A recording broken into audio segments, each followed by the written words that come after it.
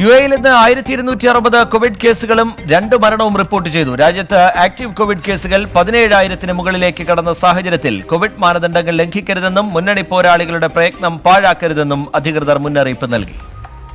യുഎഇയിൽ ഇന്ന് 1260 പേർക്ക് കൂടി കോവിഡ് സ്ഥിരീകരിച്ചതോടെ രാജ്യത്ത് വൈറസ് ബാധിച്ചവരുടെ എണ്ണം 1,78,837 ആയി. കോവിഡ് ബാധിച്ച് ചികിത്സയിലുണ്ടായിരുന്ന 2 പേർ കൂടി മരിച്ചതായി ആരോഗ്യ മന്ത്രാലയം റിപ്പോർട്ട് ചെയ്തു. രാജ്യത്ത് ഇതുവരെ കോവിഡ് ബാധിച്ച് 596 പേരാണ് മരിച്ചത്. 584 പേർ ഇന്ന് സുഖം പ്രാപിച്ചു. 1,60,295 പേർക്ക് ഇതുവരെ രോഗമുക്തി നേടാനായതായും ആരോഗ്യ മന്ത്രാലയം വ്യക്തമാക്കി. അതേസമയം ആക്ടീവ് കോവിഡ് കേസുകൾ രാജ്യത്ത് ദിനം പ്രതി ഉയരുകയാണ്. നിലവിൽ 17,946 പേരാണ് കോവിഡ് ബാധിച്ച് യുഎഇയിൽ ചികിത്സയിലുള്ളത്. കഴിഞ്ഞ 24 മണിക്കൂറിൽ 1,46,020 പരിശോധനകൾ കൂടി രാജ്യത്ത് നടത്തിയിട്ടുണ്ട്.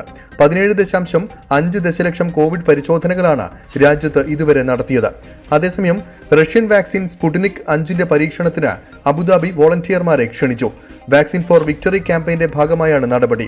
താൽപര്യമുള്ളവർക്ക് ഓൺലൈനിലൂടെ രജിസ്റ്റർ ചെയ്യാമെന്ന് അധികൃതർ വ്യക്തമാക്കി. 24 ദുബായ്. ഒമാനിൽ ഇന്ന് 211 പേർക്ക് കോവിഡ് സ്ഥിരീകരിച്ചു. 214 രോഗികൾ കൂടി കോവിഡ് മുക്തി നേടി. രാജ്യത്ത് കോവിഡ് രോഗമുക്തി നിരക്ക് 93.1% ഒമാൻ ആരോഗ്യ മന്ത്രാലയം റിപ്പോർട്ട് ചെയ്തു. ഒമാനിൽ ഇന്ന് 211 പേർക്ക് കൂടി കോവിഡ് സ്ഥിരീകരിച്ചതോടെ രാജ്യത്ത് വൈറസ് ബാധിച്ചവരുടെ എണ്ണം 1,25,326 ആയി. 2 മരണം കൂടി സ്ഥിരീകരിച്ചതോടെ രാജ്യത്തെ ആകെ കോവിഡ് മരണങ്ങൾ 1,454 ഉയർന്നു. 1,16,720 പേരാണ് ഇതുവരെ കോവിഡിൽ നിന്നും രോഗമുക്തി നേടിയത്. രാജ്യത്ത് നിലവിൽ കോവിഡ് രോഗമുക്തി നിരക്ക് 93.1%. കഴിഞ്ഞ 24 മണിക്കൂറിൽ 14 കോവിഡ് രോഗികളെയാണ് ആശുപത്രികളിൽ പ്രവേശിപ്പിച്ചത്. നിലവിൽ 143 പേരാണ് കോവിഡ് ബാധിച്ച് ഒമാനിലെ വിവിധ ആശുപത്രികളിലായി ചികിത്സയിലുള്ളത്. ഇതിൽ 72 പേർ തീവ്രപരിചരണ വിഭാഗത്തിലാണെന്നും ഒമാൻ ആരോഗ്യ മന്ത്രാലയം വ്യക്തമാക്കി. 24 ഒമാൻ.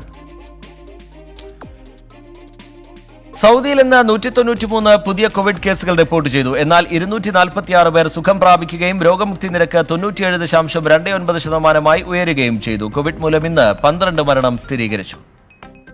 സൗദി അറേബ്യയിൽ ഇന്ന് കോവിഡ് ബാധിതരുടെ എണ്ണത്തിൽ ഗണ്യമായ കുറവാണ് രേഖപ്പെടുത്തിയത്. 193 കോവിഡ് കേസുകളാണ് റിപ്പോർട്ട് ചെയ്തത്. 246 പേർ രോഗമുക്തരാവുകയും കേസുകളുടെ ആകെ എണ്ണം 3,59,115 രോഗമുക്തരായവരുടെ എണ്ണം 3,49,414 ഉയരുകയും ചെയ്തു. 97.29% രോഗമുക്തി നിരക്ക്. 12 മരണവും ഇന്ന് റിപ്പോർട്ട് ചെയ്തു. കോവിഡ് മരണസംഖ്യ ഇതോടെ 5,989 3,712 പേരാണ് ഇപ്പോൾ ചികിത്സയിലുള്ളത്. ഇതിൽ 573 പേർ തീവ്രപരിചരണ വിഭാഗത്തിലുമാണ്. 24 മണിക്കൂറിനിടെ 44,601 സാമ്പിളുകൾ പരിശോധിച്ചു. 0.43% ഇന്നത്തെ ടെസ്റ്റ് പോസിറ്റിവിറ്റി നിരക്ക്. ഇന്ന് കൂടുതൽ പോസിറ്റീവ് കേസുകൾ റിപ്പോർട്ട് ചെയ്ത പ്രവിശ്യകളുടെ നിരക്ക് ഇങ്ങനെ: റിയാദ് പ്രവിശ്യ 53, മക്ക പ്രവിശ്യ 36, മദീന പ്രവിശ്യ 28, കിഴക്കൻ പ്രവിശ്യ 21, കസീം പ്രവിശ്യ 12. സൗദിയിൽ കൂടുതൽ രോഗമുക്തി നേടിയ പ്രവിശ്യകൾ ഇവയാണ്: റിയാദ് പ്രവിശ്യ 79, ഖസീം പ്രവിശ്യ 41, മക്ക പ്രവിശ്യ 38, മദീന പ്രവിശ്യ 26, കിഴക്കൻ പ്രവിശ്യ 20. സുബൈറുദ്ദൂർ, 24 ദമാം. കുവൈത്തിൽ ഇന്ന് 301 പേർക്ക് കോവിഡ് സ്ഥിരീകരിച്ചു. രോഗബാധ മൂലം 3 മരണം കൂടി ഇന്ന് രേഖപ്പെടുത്തിയതോടെ മരിച്ചവരുടെ ആകെ എണ്ണം 900 കുവൈറ്റിൽ കഴിഞ്ഞ 24 മണിക്കൂറിനിടെ 301 പേർക്ക് കൂടി വൈറസ് ബാധ സ്ഥിരീകരിച്ചു. ഇതോടെ രാജ്യത്ത് വൈറസ് ബാധിച്ചവരുടെ ആകെ എണ്ണം 1,44,900 വൈറസ് ബാധയെ തുടർന്ന് വിവിധ ആശുപത്രികളിൽ ചികിത്സയിലായിരുന്ന 3 പേർക്ക് കൂടി ഇന്ന് ജീവൻ നഷ്ടമായി. ഇതോടെ വൈറസ് ബാധിച്ച് 65 മലയാളികളടക്കം മരിച്ചവരുടെ ആകെ എണ്ണം 900 അതേസമയം രോഗമുക്തി നേടിയവരുടെ കണക്ക് നോക്കിയാൽ 297 പേരാണ് ഇന്ന് രോഗമുക്തരായത്. ഇതോടെ രോഗമുക്തി നേടിയവരുടെ ആകെ എണ്ണം 1,40,638 നിലവിൽ ചികിത്സയിലുള്ളവരുടെ എണ്ണവും ഗണ്യമായി കുറഞ്ഞിട്ടുണ്ട്. 3,362 പേരാണ് ഇപ്പോൾ ചികിത്സയിലുള്ളത്. ഇവരിൽ തീവ്രപരിചരണ വിഭാഗത്തിലുള്ളവരുടെ എണ്ണം 83. കഴിഞ്ഞ 24 മണിക്കൂറിനിടെ 5,783 പേരിൽ കോവിഡ് പരിശോധന നടത്തിയതായും ഇതുവരെയായി രാജ്യത്ത് 11,52,203 പരിശോധനകളാണ് നടത്തിയതെന്നും ആരോഗ്യ മന്ത്രാലയം വ്യക്തമാക്കി. 24 കുവൈറ്റ്. നാട്ടിൽ നിന്ന് ജോലി വാഗ്ദാനം ചെയ്ത് വിസിറ്റ് വിസയിൽ UAE എത്തിച്ച് കബളിപ്പിക്കുന്ന സംഘം വീണ്ടും സജീവമാകുന്നു. വലിയ ശമ്പളം നൽകാമെന്ന് പറഞ്ഞാണ് മലയാളികൾ അടക്കമുള്ളവരിൽ നിന്ന് സംഘം പണം തട്ടുന്നത്. 40,000 രൂപ സാലറി തരാതെ വന്നിട്ട് എന്നെ ഇവിടെ കൊണ്ടുവന്ന് എന്നിട്ട് ഇവിടെ വന്നിട്ട് ജോലിയില്ല, ഒന്നുമില്ല. ഞാനിവിടെ 2 മാസം ഒക്ടോബർ 4-ാം തീയതി ഇവിടെ വന്നതാണ്. എനിക്ക് ഒരു ജോലിയില്ല, ഒന്നുമില്ല. ഏജന്റിന്റെ പിടിയിൽ നിന്ന് രക്ഷപ്പെട്ട് സാമൂഹിക പ്രവർത്തകരുടെ അടുത്ത് അഭയം തേടിയ ഈ യുവതിയെ പോലെ നിരവധി പേരാണ് ഇത്തരത്തിൽ കുടുങ്ങിക്കിടക്കുന്നത്. വലിയ ശമ്പളത്തിൽ ജോലി വാഗ്ദാനം നൽകി UAE എത്തിക്കുന്ന ഇവരെ മുറിയിൽ പൂട്ടിയിടുകയും ഭക്ഷണം പോലും നൽകാതെ മാനസികമായും ശാരീരികമായും പീഡിപ്പിക്കുകയുമാണ് പതിവെന്ന് ഇവർ പറയുന്നു. അവര് ഞങ്ങളെ വെച്ചാൽ കുറേ പേരെ മലയാളീസിനെയും ആന്ധ്രയും ഹൈദരാബാദും അവരെല്ലാവരെയും കൂടെ ഒരു മുറിക്കകത്ത് പൂട്ടിയിട്ടിട്ട് അവർ പുറത്ത് പോകുമ്പം വാതിൽ പൂട്ടിയിട്ടേച്ച് പോകും. തിരിച്ചു വരുമ്പം വാതിൽ ഞങ്ങൾക്ക് തുറന്നു തരും. അങ്ങനെ ചെയ്തുകൊണ്ടിരുന്നത്. പിന്നെ ഭക്ഷണവും തരുന്നില്ല. അങ്ങനെ ആകെ ബുദ്ധിമുട്ടില്ല. 2 മാസമായി ഞാനിവിടെ വന്നിട്ട്. നാട്ടിലെ ഏജന്റിന് വൻ തുക നൽകിയാണ് ഇവർ ഓരോരുത്തരും UAE എത്തിയിരിക്കുന്നത്. പാസ്പോർട്ട് ഏജന്റ് കൈവശം വെച്ചിരിക്കുന്നതിനാൽ പൂർണ്ണമായും നിസ്സഹായരാണ് ഇവരിപ്പോൾ. ഇവരിൽ പലരുടെയും വിസ കാലാവധി കഴിഞ്ഞതിനാൽ നാട്ടിലേക്ക് മടങ്ങുമ്പോൾ വലിയ നിയമക്കുരുക്കുകളും ഇവരെ കാത്തിരിക്കുന്നുണ്ട്. തന്നെപ്പോലെ ഏജന്റിന്റെ വലയിൽപ്പെട്ട നിരവധി പേർ ഇവിടെ കുടുങ്ങിക്കിടപ്പുണ്ടെന്ന് കണ്ണീരോടെ ഇവർ 24-നോട് പറഞ്ഞു. ഞങ്ങളിപ്പം ഞങ്ങളെ കൊണ്ടുവന്ന ആ റൂമിൻ്റെ അകത്ത് ഒത്തിരി ആൾക്കാരുണ്ട്. എല്ലാവരും ഇവരെ ഇങ്ങനെ മുറിക്കകത്ത് കൊണ്ടുവന്ന് കൂട്ടിയിട്ടേക്കുവാണ്.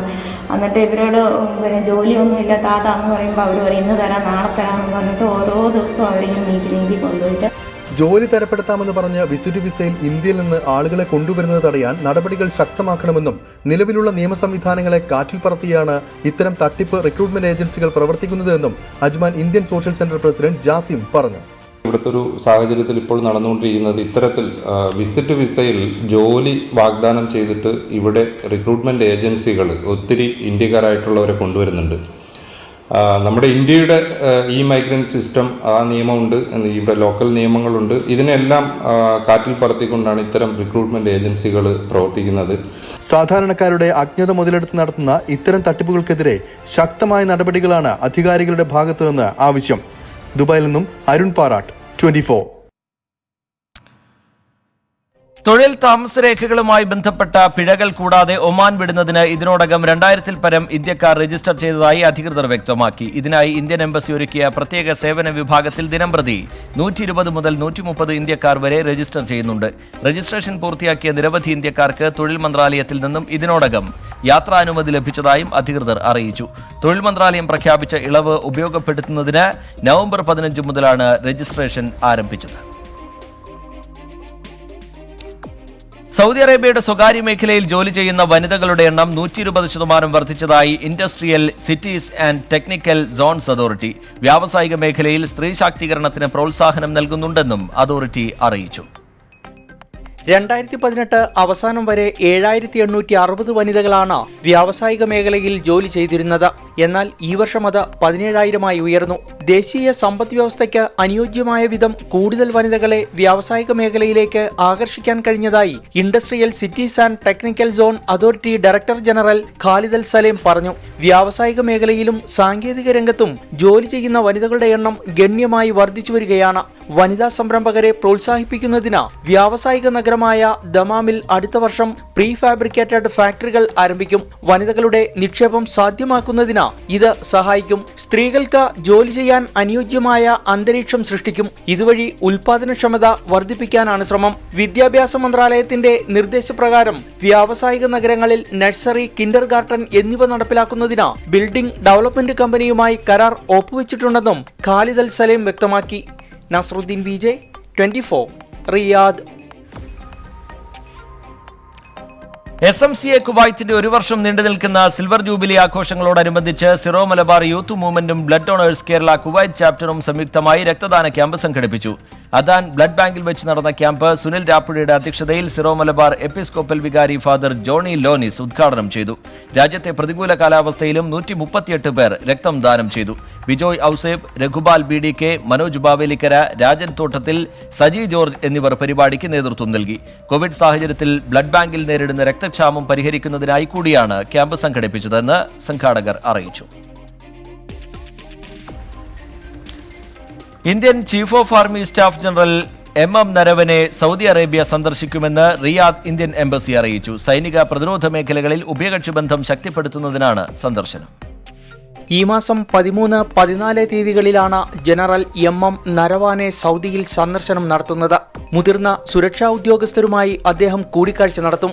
ഇരു രാജ്യങ്ങളും തമ്മിലുള്ള പ്രതിരോധ സഹകരണം കൂടുതൽ ഊഷ്മളമാക്കുന്നതിനുള്ള ചർച്ചകളാണ് മുഖ്യ അജണ്ട. പ്രതിരോധവുമായി ബന്ധപ്പെട്ട വിവിധ വിഷയങ്ങളും സ്ഥാപനങ്ങൾ തമ്മിലുള്ള സഹകരണവും ചർച്ചയിൽ വിഷയമാകും. റോയൽ സൗദി ലാൻഡ് ഫോഴ്സ് ആസ്ഥാനം, joint force command headquarters, king Abdulaziz military academy എന്നിവ സന്ദർശിക്കും. സൗദി നാഷണൽ ഡിഫൻസ് യൂണിവേഴ്സിറ്റി സന്ദർശനം നടത്തുന്ന അദ്ദേഹം വിദ്യാർത്ഥികളെ അഭിസംബോധനയും ചെയ്യും. നാളെയും മറ്റന്നാളും UAE-യിലും ജനറൽ MM നരവാനെ സന്ദർശനം നടത്തും. ആദ്യമായാണ് ഇന്ത്യൻ ആർമി മേധാവി സൗദി അറേബ്യ സന്ദർശിക്കുന്നത്. അതുകൊണ്ട് തന്നെ സന്ദർശനം ചരിത്രപരമായ നാഴികക്കല്ലായിരിക്കും എന്നാണ് വിലയിരുത്തപ്പെടുന്നത്. Nasruddin VJ, 24, Riyadh. അബുദാബിയിലെ ടോൾ ഗേറ്റുകൾ ജനുവരി 2 മുതൽ പ്രവർത്തിക്കുമെന്ന് അധികൃതർ പറഞ്ഞു. ഇതുവരെ രജിസ്റ്റർ ചെയ്യാത്ത വാഹനയുടമകൾ ദർബ് ആപ്പിൽ അക്കൗണ്ട് ആരംഭിക്കണമെന്നും അധികൃതർ അറിയിച്ചു. തിരക്കേറിയ സമയങ്ങളായ രാവിലെ 7 മുതൽ 9 മണിവരെയും വൈകിട്ട് 5 മുതൽ 7 മണിവരെയുമാണ് ടോൾ പ്രവർത്തിക്കുകയെന്ന് അബുദാബി മീഡിയ ഓഫീസ് ട്വീറ്റ് ചെയ്തു. 4 ദിർഹമായിരിക്കും നിരക്കായി ഈടാക്കുക. ദമാം മീഡിയ ഫോറം സംഘടിപ്പിച്ച വെബിനാർ ശ്രദ്ധേയമായി. മാധ്യമങ്ങൾ നേരും നുണയും എന്ന വിഷയത്തിൽ സംഘടിപ്പിച്ച വെബിനാറിൽ നിരവധി പേർ പങ്കാളികളായി. പ്രമുഖ മാധ്യമപ്രവർത്തക KK ഷാഹിദയായിരുന്നു പരിപാടിയിലെ മുഖ്യാതിഥി. ജനാധിപത്യത്തിലെ 4ാം തൂണ് എന്നറിയപ്പെടുന്ന മാധ്യമങ്ങളുടെ ഇന്നത്തെ ഇടപെടലുകളും മാധ്യമ പ്രവർത്തനം നേരിട്ടുകൊണ്ടിരിക്കുന്ന വെല്ലുവിളികളും വലിയ ചർച്ചയായിക്കൊണ്ടിരിക്കുന്ന സാഹചര്യത്തിലാണ് ദമാം മീഡിയ ഫോറം മാധ്യമങ്ങൾ നേരും നുണയും എന്ന വിഷയത്തിൽ വെബിനാർ സംഘടിപ്പിച്ചത്. മാധ്യമ പ്രവർത്തന രംഗത്ത് വേറിട്ടതും വ്യത്യസ്തങ്ങളുമായ ഇടപെടലുകളിലൂടെ ശ്രദ്ധേയയായ KK ഷാഹിനിയുടെ സാന്നിധ്യം സെമിനാറിൽ പങ്കെടുത്തവർക്ക് പുതിയ അറിവുകളും അനുഭവങ്ങളുമാണ് പകർന്നു നൽകിയത്.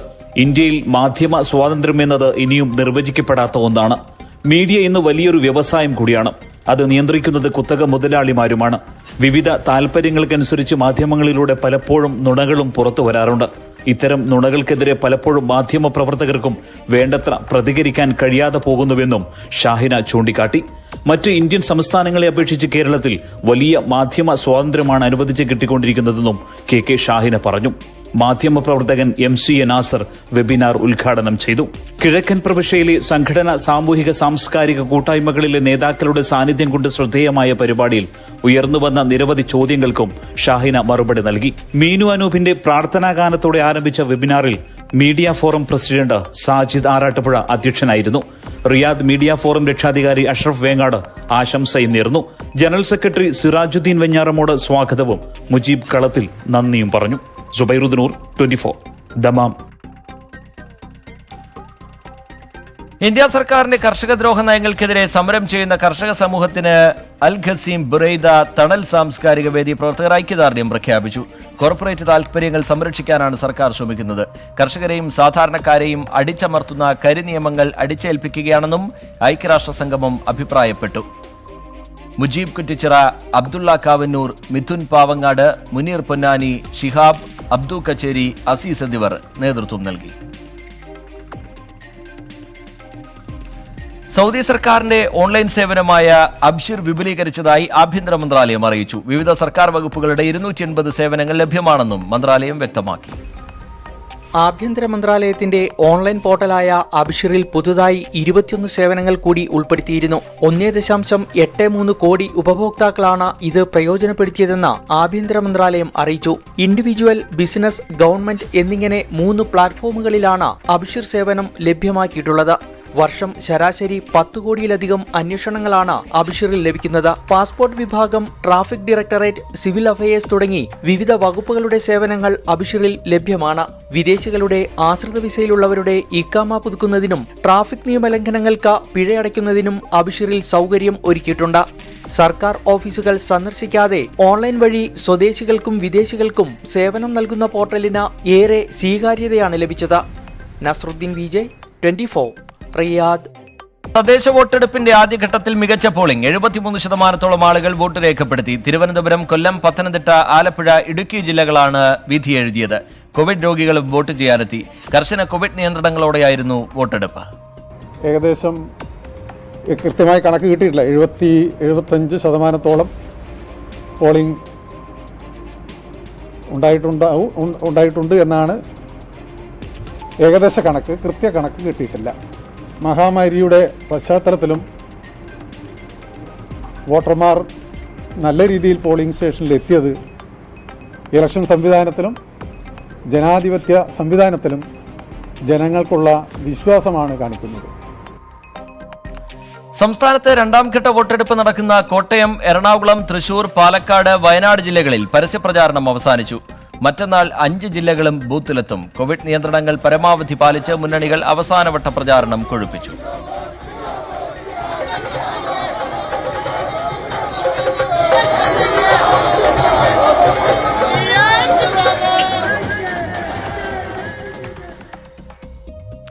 '24 സംപ്രേഷണം തുടങ്ങിയിട്ട് 2 വർഷം. ചുരുങ്ങിയ കാലം കൊണ്ട് മലയാളിയുടെ കാഴ്ചാശീലങ്ങൾ മാറ്റിയാണ് 24ന്റെ കുതിപ്പ്.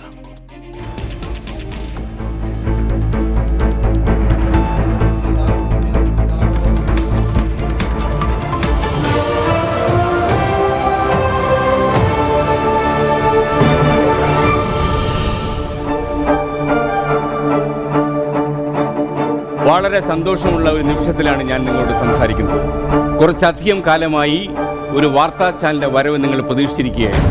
2018 ഡിസംബർ 8 പുതിയ വാർത്താശീലത്തിലേക്ക് മലയാളി കൺതുറക്കുകയായിരുന്നു. ദൃശ്യഭാഷയുടെ പാരമ്പര്യ വഴക്കങ്ങളെ 24 വളരെ വേഗം മറികടന്നു. അതിനൂതന സാങ്കേതിക വിദ്യയ്ക്കൊപ്പം ഗവേഷണാത്മകതയും ഒത്തുചേർന്നു. വാർത്ത അനുഭവമാകുന്നതെങ്ങനെയെന്ന് മലയാളി അറിയുകയായിരുന്നു. ഏറ്റവും പ്രധാനപ്പെട്ട താരം and super star Joe Biden.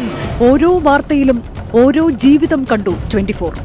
അരികു ജീവിതങ്ങളെ ചേർത്ത് പിടിച്ചപ്പോൾ വാർത്ത ഇടപെടലായി. ബാങ്ക് പലിശ ഒഴിവാക്കിയാൽ ഈ അവർ പേ ചെയ്യാനുള്ള 1.5 ലക്ഷം രൂപ നമ്മൾ ഫ്ലവേഴ്സ് ഫാമിലി പേ ചെയ്യുമെന്ന് പറയുക. പ്രേക്ഷകനും അവതാരകനും ഇടയിലുള്ള മറകൾ നീങ്ങുകയായിരുന്നു. സംവാദത്തിന്റെ പുതിയ മുഖം കണ്ടു മലയാളി. കേരളത്തിന് കിട്ടേണ്ട എയിംസ് തമിഴ്നാട്ടിലേക്ക് പോയത് അത്ര പ്രാധാന്യത്തോടെ ആരും ചർച്ച ചെയ്ത് കണ്ടില്ല. എവിടെയാണ് വീഴ്ച പറ്റിയത്? അതോ കേന്ദ്രത്തിന് കേരളത്തിലുള്ള രാഷ്ട്രീയ പക മൂലമാണോ ഇങ്ങനെ സംഭവിച്ചതെന്നും നിസാർ ചോദിക്കുന്നു. എന്തായാലും ഇക്കാര്യം നമ്മൾ വിശദമായി 24 അന്വേഷിക്കാം. നിസാർ, നോക്കട്ടെ എന്താണ് സംഭവിച്ചതെന്ന്. ആഘോഷങ്ങളും അന്വേഷണാത്മകതയും കണ്ണീർ കാഴ്ചകളും കൂടുതൽ മലയാളികളും കണ്ടത് 24-ലൂടെ. മഹാമാരിയുടെ കാലത്ത് ജനപക്ഷം ചേർന്ന് നടന്നു 24. വാർത്ത വഴികാട്ടിയായി. ബ്രേക്ക് ദി ചെയിൻ ക്യാമ്പയിനിൽ ഞാൻ പങ്കാളിയാണ്. Let's break the chain. പരിചയ സമ്പത്തും യുവത്വവും ഒത്തുചേരുന്നതാണ് 24ന്റെ കരുത്ത്. ചടുല വേഗങ്ങളോടെ നാടിന്റെ ന്യൂസ് ഡെസ്കായി നമ്മൾ യാത്ര തുടരും. News desk 24. 24 2 വർഷത്തിന്റെ നിറവിൽ. ഗൾഫ് ഫോക്കസ് പൂർത്തിയാവുകയാണ്. കൂടുതൽ വാർത്തകൾക്ക് 24news.com സന്ദർശിക്കാം. നമസ്കാരം. 24 2 വർഷത്തിന്റെ നിറവിൽ.